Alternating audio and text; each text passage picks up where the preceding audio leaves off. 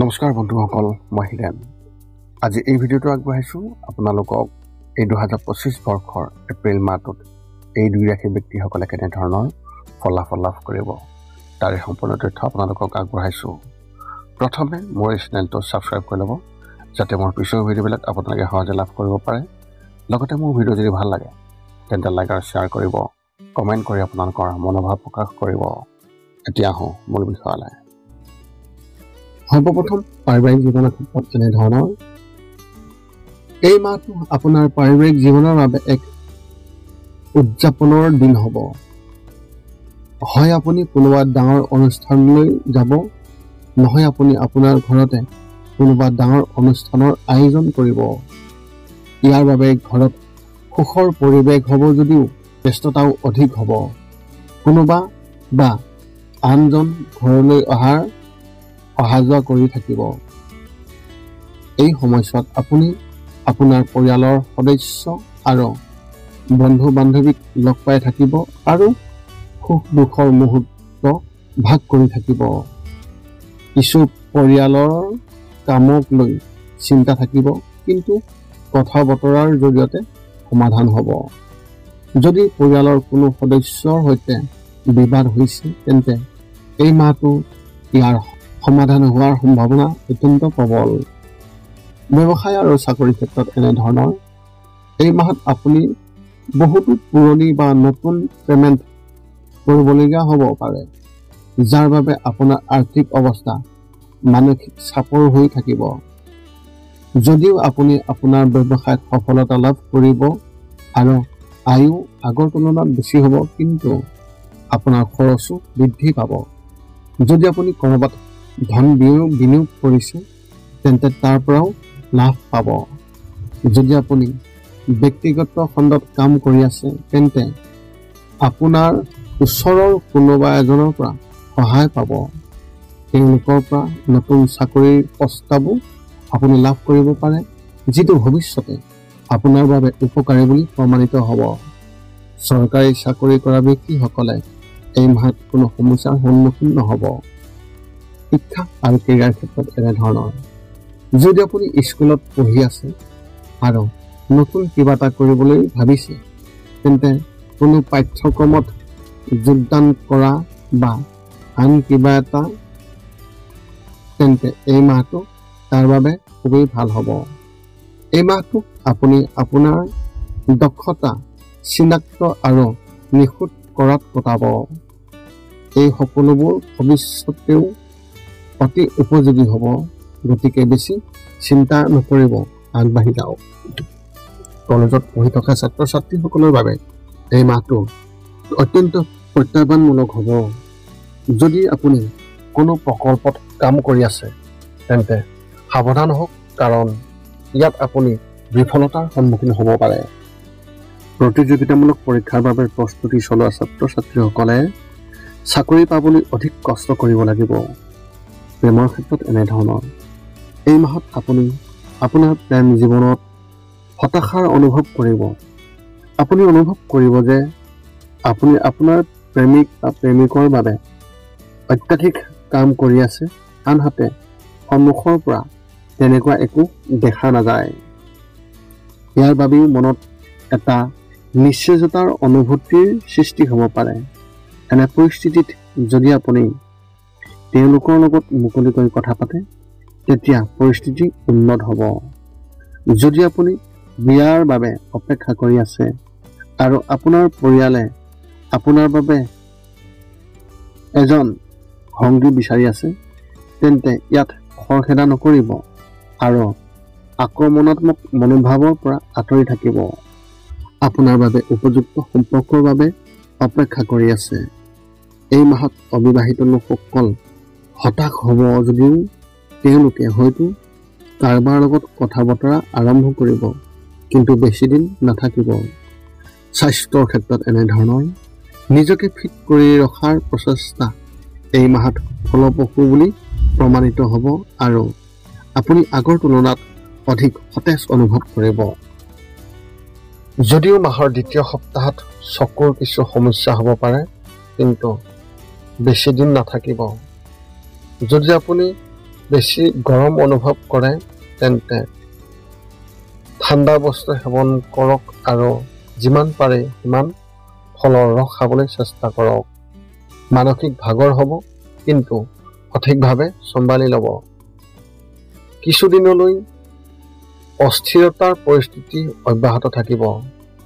কম টোপনিৰ সমস্যায়ো মাহৰ মাজভাগত আপোনাক আমনি কৰিব।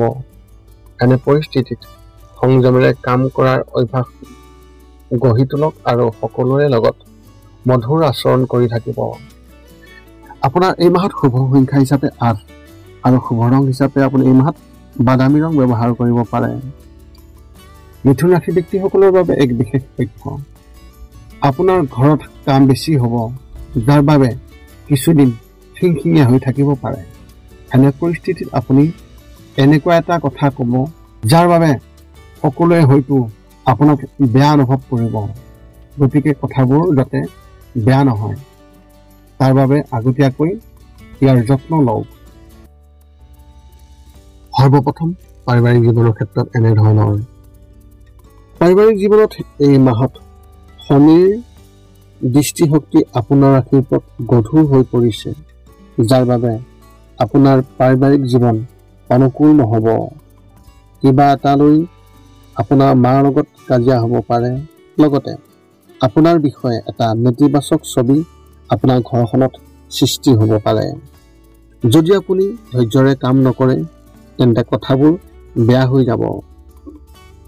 অৱশ্যে আপুনি সকলোকে সুখী কৰি ৰাখিবলৈ বহুত চেষ্টা কৰিব, যাৰ ফলত আপুনি হেঁচা অনুভৱ কৰিব। গতিকে আমি আপোনালোকক পৰামৰ্শ দিম যে এই সকলোবোৰৰ লগত মোকাবিলা মুকলিকৈ কথা পাতক আৰু মনত কোনো ধৰণৰ সুখ নাৰাখিব। ব্যৱসায় আৰু চাকৰিৰ ক্ষেত্ৰত এনেধৰণৰ। যদি শনি গ্ৰহটোৱে আপোনাৰ আৰ্থিক জীৱনত কোনো প্ৰভাৱ পেলাব নোৱাৰে, যদিও আপুনি নিজৰ কামৰ প্ৰতি আশাবাদী নহ'ব আৰু অসুখী অনুভৱ কৰিব, কিন্তু কঠোৰ পৰিশ্ৰমৰ বাবে আয়ৰ কোনো হ্ৰাস নহ'ব। বজাৰত আপোনাৰ সন্দৰ্ভত ইতিবাচক পৰিৱেশ সৃষ্টি হ'ব আৰু আয় পূৰ্বতকৈ অধিক বৃদ্ধি পাব। আনকি কৰ্মৰত লোকসকলেও কোনো ধৰণৰ দ্বিধাদ্বন্দ্বৰ সন্মুখীন নহ'ব। সহকৰ্মীসকলে আপোনাৰ সুবিধা ল'বলৈ চেষ্টা কৰিব, কিন্তু সফল নহ'ব। সকলোৱে আপোনাৰ আচৰণৰ শলাগ ল'ব, যাৰ বাবে আপোনাৰ ভাৱমূৰ্তি আপোনাৰ বছ বা আপোনাৰ ছিনিয়ৰ অফিচাৰৰ দৃষ্টিত অতি ভাল হৈ থাকিব।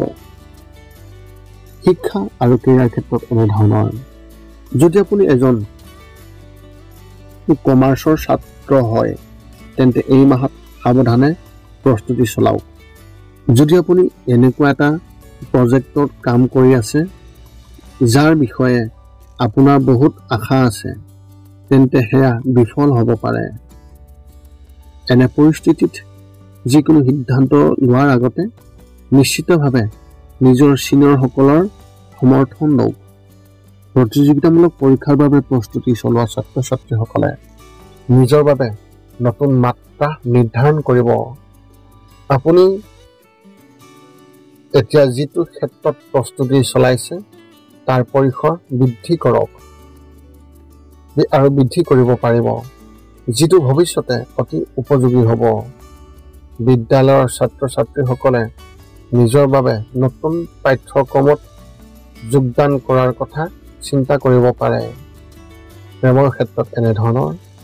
যদি আপুনি আপোনাৰ পত্নী বা স্বামীক আধিপত্য বিস্তাৰ কৰিব বিচাৰিছে বা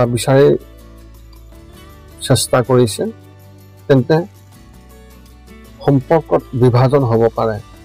তেওঁলোকে হয়তো আপোনাৰ প্ৰতি মোহভংগ হ'ব। প্ৰেম জীৱনত উত্তেজনাই বিৰাজ কৰিব। আপুনিও নিজকে বাধাগ্ৰস্ত অনুভৱ কৰিব আৰু ইয়াৰ পৰা ওলাই আহিবলৈ চেষ্টা কৰিব। যদি আপুনি অবিবাহিত তেন্তে এই মাহতে কাৰোবাৰ লগত ইতিবাচক কথা বতৰা আৰম্ভ কৰিব পাৰিব, কিন্তু আৰম্ভণিতে আক্ৰমণাত্মক হোৱাৰ পৰা বিৰত থাকিব আৰু আৰম্ভণিতে সকলো শ্বেয়াৰ নকৰিব। যদি আপুনি বিবাহৰ বাবে অপেক্ষা কৰি আছে, তেন্তে এই মাহত আপুনি নতুন একো নাপাব আৰু ভাল সম্পৰ্কৰ বাবে আপুনি আৰু বেছি সময় অপেক্ষা কৰিব লাগিব। স্বাস্থ্যৰ ক্ষেত্ৰত এনেধৰণৰ এই মাহটো স্বাস্থ্যৰ দৃষ্টিকোণৰ পৰা ইমান ভাল নহ'ব। মাহৰ মাজভাগত কেতিয়াবা জ্বৰ, পিঠিৰ বিষ, মূৰৰ বিষ আদি সমস্যাও নিশ্চয়কৈ আহিব আৰু আমনি কৰিব। এনে পৰিস্থিতিত যদি আপুনি ৰাতিপুৱা ব্যায়াম কৰাৰ অভ্যাস গঢ়ি তোলে, তেন্তে পৰিস্থিতি ভাল হ'ব। BP ৰোগীয়ে নিজৰ বিষয়ে বিশেষ যত্ন ল'ব লাগিব আৰু বাহিৰৰ খাদ্য খোৱাৰ পৰা বিৰত থাকিব লাগিব। কৰ্মক্ষেত্ৰত ব্যস্ততাৰ বাবে আপুনি নিজকে বোজা আৰু মানসিক চাপে আগুৱাই থকা দেখিবলৈ পাব আৰু কোনো সমাধান আগন্তুক যেন নালাগিব। টোপনি কম বা টোপনি নোযোৱাৰ সমস্যাও আপোনাক অতি অসুবিধাজনক কৰিব পাৰে। ইয়াৰ বাবে শুই উঠাৰ সময়ত আপুনি 15 মিনিট ধ্যান কৰাৰ অভ্যাস গঢ়ি তোলক। তেতিয়া আপোনাৰ যথেষ্ট ভাল হ'ব। আপোনাৰ এই মাহত শুভ সংখ্যা হিচাপে 1 আৰু শুভ ৰং হিচাপে আপুনি এই মাহত গোলাপী ৰং ব্যৱহাৰ কৰিব পাৰে। কৰ্কট ৰাশিৰ ব্যক্তিসকলৰ বাবে এক বিশেষ তথ্য। এই মাহত আপুনি আপোনাৰ আচৰণ কোমল কৰি ৰাখক আৰু সংযমেৰে কাম কৰিব লাগিব। অন্যথা পৰিস্থিতি আগৰ তুলনাত অধিক ভয়ংকৰ হৈ পৰিব পাৰে। ইয়াৰ বাবে যদি আপুনি আপোনাৰ জীৱনত যোগাসন গ্ৰহণ কৰে, তেন্তে ই বহুত সহায় কৰিব। এতিয়া আপুনি সকলো তথ্য লাভ কৰাৰ পিছত এই 5টা কাম কৰিবলৈ আপুনি যিমান পাৰে চেষ্টা কৰক। সৰ্বপ্ৰথমটো হৈছে আপুনি আপোনাৰ শৰীৰটো সুস্থ কৰি ৰাখিবলৈ দৈনিক যোগাসন কৰক, য'ত মূলতঃ 10 মিনিটৰ বাবে ওমকাৰ মন্ত্ৰ, 10 মিনিটৰ বাবে কপালভাতি আৰু 10 মিনিটৰ বাবে অনুলোম বিলোম। ইয়াৰ লগে লগে আপোনাৰ শাৰীৰিক আৰু মানসিক স্বাস্থ্য একেবাৰে নিখুঁত হৈ থাকিব। 2 নম্বৰটো হৈছে ৰাতি শোৱাৰ আগতে নিস্তব্ধ আৰু নিৰ্জন ঠাইত 10 পৰা 20 মিনিট ধ্যান কৰিব লাগে। ইয়াৰ দ্বাৰা 2টা উপকাৰ পোৱা যায়। এটা হ'ল আপুনি ভাল টোপনি পাব আৰু দ্বিতীয়টো হৈছে পিছদিনা আপুনি সতেজ অনুভৱ কৰিব। ধ্যান কৰি থাকোঁতে মধ্যমীয়া শব্দৰ শান্ত সংগীতো আপুনি শুনিব পাৰে। 3 নম্বৰটো হৈছে প্ৰতি মংগলবাৰে পুৱা নিশ্চয় হনুমান চালিচা পাঠ কৰক আৰু হনুমান মন্দিৰ দৰ্শন কৰক, নতুবা আপুনি বিষ্ণু মন্দিৰ দৰ্শন কৰক। ইয়াৰ দ্বাৰা আপোনাৰ আৰু আপোনাৰ পৰিয়ালৰ যিকোনো সদস্যৰ সংকট দূৰ হ'ব আৰু সদায় সুখ আৰু শান্তি থাকিব। 4 নম্বৰটো হৈছে ঘৰৰ বাহিৰত গৰু আৰু কুকুৰক প্ৰতিদিনে আপুনি পাৰিলে খাদ্য খুৱাব লাগে। খাদ্য খোৱাওক আৰু যদি পাৰে চৰাই চিৰিকটি আদিকো খাদ্য আৰু পানীৰ যোগান ধৰক। এই পৃথিৱীখন যিমান আমাৰ সিমানেই সিহঁতৰো। নিতৌ ইহঁতক খুৱাই আমি তেওঁলোকৰ পৰা এক আশীৰ্বাদ লাভ কৰিব পাৰোঁ আৰু আমাৰ ওপৰত থকা গ্ৰহবোৰৰ কুপ্ৰভাৱ দূৰ হ'ব। সদশেষত 5 নম্বৰটো হৈছে আপুনি পাৰিলে মাজে মাজে চৌপাশৰ দুখীয়া ব্যক্তিসকলক আপুনি পাৰিলে সহায় কৰক আৰু ভোকাতুৰ ব্যক্তিসকলক আপুনি পাৰিলে খুৱাবলৈ চেষ্টা কৰক। এই আছিল এই 2025 বৰ্ষৰ এপ্ৰিল মাহটোত কৰ্কট ৰাশি ব্যক্তিসকলে লাভ কৰিবলগীয়া সম্পূৰ্ণ ৰাশিফলৰ বৰ্ণন। যদি আপোনাৰ মনত এতিয়াও জ্যোতিষ সম্বন্ধীয় কিবা প্ৰশ্ন আছে আৰু আপুনি সেই সমাধান বিচাৰি আমাক এই ভিডিঅ'ৰ তলত কমেণ্ট কৰি আমাক অৱগত কৰাওক আৰু আমি আপোনালোকৰ প্ৰশ্নৰ উত্তৰ আমি সকলো সময়তে দিবলৈ আমি সকলো সময়তে সাজু আছোঁ। পুনৰ লগ পাম অন্য এটা ভিডিঅ'ত, এই চেনেলৰ জৰিয়তে অন্য এটা ভিডিঅ'ত। যদি মোৰ ভিডিঅ'টো ভাল লাগিল তেন্তে লাইক শ্বেয়াৰ কমেণ্ট কৰিব আৰু মোৰ চেনেলটোৰ লগত সংযোগ ৰাখি এই চেনেলত ছাবস্ক্ৰাইব কৰি থ'ব, যাতে আমি পুনৰ লগ পাম অন্য এটা ভিডিঅ'ত। এই চেনেলৰ জৰিয়তে পুনৰ লগ পাম অন্য এটা ভিডিঅ'ত। আজিলৈ ধন্যবাদ।